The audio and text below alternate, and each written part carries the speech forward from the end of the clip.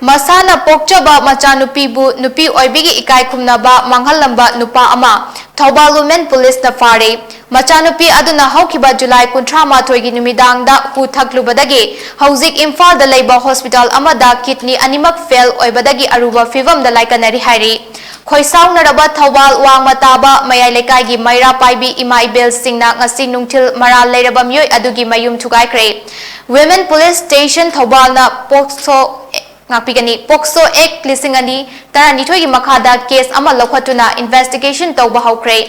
Thoubal Women Police na faraba Manipur Police Department ta driver oina thabak tawdiba Thoubal wangmataba mayai lekai dagi akoijam ibungo chahi 13 apokpa laikhidraba akoijam nilamani ngasi Thoubal gi JMIC court ta puthoklaba matungda numit 10 gi police custody remand pikre Chairak sida JMIC Thoubal na Childline Thoubal District Childline Protection Unit amasung Women Police Thoubal gi team singna loina na hospital da laikan nariba nupi macha adugi statement lokre Police tagi fangba pau gi matung inna akoizam ibungo na Machanupi bu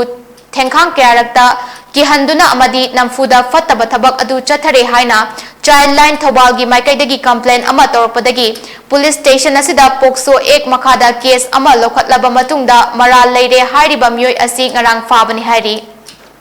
Handak asi dupi masasina class 10 karakpagi mamanaba sing school gi boarding changnaba aduda mahaksu changge haibadagi mapana yaraktaba